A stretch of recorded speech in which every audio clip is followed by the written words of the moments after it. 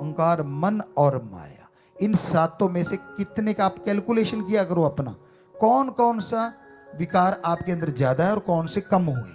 आप खुद अपने आप को देख पाओगे। यह गारंटी है जो सच्चे सौदे से, और का नहीं हम कह सकते।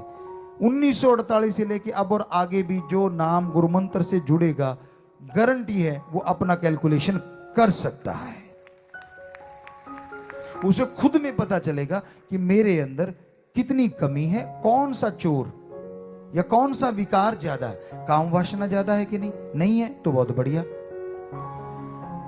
क्रोध कितना है आपके अंदर, कहीं ऐसा तो नहीं कोई आपको थोड़ा सा टच कर दे और आप बिरड़ की तरह, बिच्छू की तरह डंक चला दो, फिर आप कहां के भक्त भाई।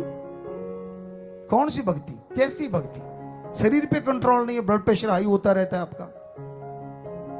और ऐसे ही आप कैलकुलेट कीजिए, आप लोभ, पैसों के पीछे भागते हैं, लालच, लोभ, मोह है। अब मोह का थोड़ा बारीक, वैसे तो हर किसी में महीन और बारीक रेखा है, या यूं के लिए पर्दा है। बच्चों की संभाल करना, अपने बेटे बेटी का रास्ता सही करना, उनको सही मार्ग पे चलाना, अच्छे पढ़ाना लिखाना, उनकी केयर करना कि वो इसको ये ना हो, इसको ये नहीं होना चाहिए, बीमारी में इलाज करवाओ, बीमारी होने ना दो। ये मोह में नहीं आता, ये आपका कर्तव्य है। मोह होता है कि नहीं बस मेरा बेटा हाय मर गया, इसको कुछ ओहो मर गया, अपने जिंदगी जो मतलब बर्बाद कर ली, खाना छोड़ दिया, पीना छोड़ दिया, ओहो मैं तो मर जाऊंगा अगर इसको, ओए पता नहीं क्या क्या। और उनके लिए ठगी, बेईमानी, पाप, जुल्म से कमा कमा के खिलाना, ये है मोह। धृतराष्ट्र पहले एक था, आज कौन नहीं, इसी से तोल लो। वो अंधा था और सारा वंश बर्बाद करवा लिया था उसने, क्योंकि वो दुर्योधन के प्यार में पागल था कि वो ही होना चाहिए राजा, भी फलां भी फलां भी। वरना युधिष्ठिर ऐसे थे कि वो अगर प्यार से काम लेता तो युधिष्ठिर महाराजा भी बन जाता, तो कम से कम दुर्योधन राजा तो जरूर होता किसी प्रदेश का। इतने अच्छे थे वो, नेक थे। लेकिन उसके मोह ने बर्बाद कर दिया। वो तो 5 गांव में ही संतुष्ट हो रहे थे, पर मोह की ज्वाला होती है ऐसी। इसी तरह अहंकार, एक गैरतमंद होना एक अलग चीज है, अहंकार एक अलग चीज है। महीन रेखाएं हैं, ये महीन पर्दे हैं। मैं अब सच के राह पे चलूंगा बस, कोई नहीं रोक सकता। ये एक गर्व है, ये एक गैरत है।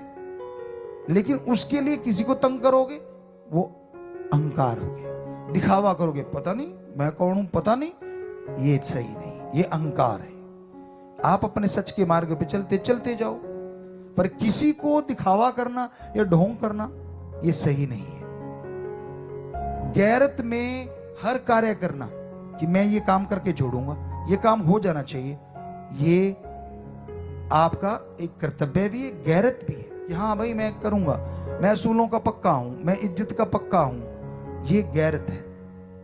लेकिन दिखावा करना, किसी पे रोब झाड़ना, किसी को नीचा दिखाना, ये अहंकार है। तो इसी तरह महीन रेखाएं हैं। काम वासना, संयम के साथ स्त्री पुरुष रहते हैं, पति पत्नी हैं, तो उनका मिलाप होता रहता है, एक संयम है, तो वो कोई गलत नहीं, वो एक रिश्ता है उनके आपस में।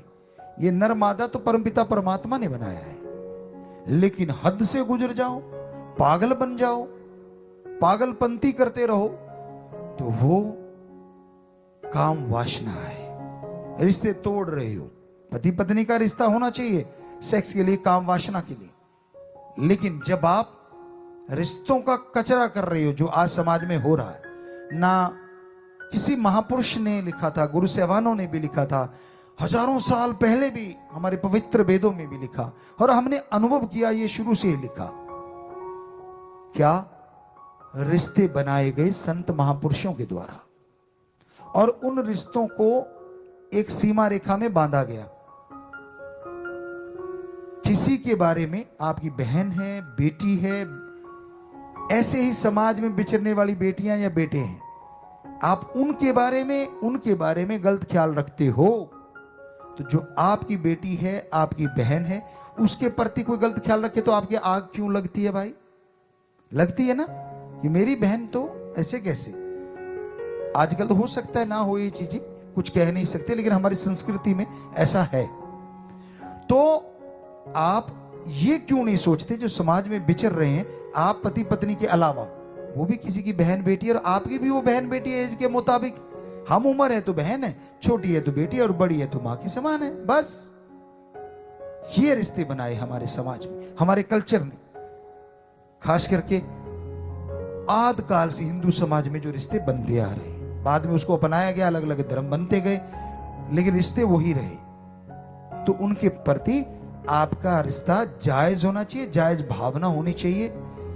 ये तो है रिश्ता। और अगर नाजायज हो गया तो ये है काम वासना।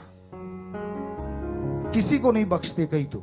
रिश्ते जल गए बिन शमशान, आज रिश्ते बिन शमशान के जलने के भजन में हमने लिखा है।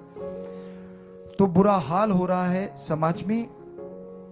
तो ये महीन रेखाओं का पालन करना है, जो ओम, एक ओंकार, अल्लाह, ला इलाहा इल्लल्लाह, वाहिगुरु, गॉड, खुदा, रब, परमात्मा, राम को पाना चाहता है। इन महीन पर्दों का पूरा ख्याल रखना होगा, इनसे बच के रहना होगा, तभी परमपिता परमात्मा के नजारे मिलेंगे।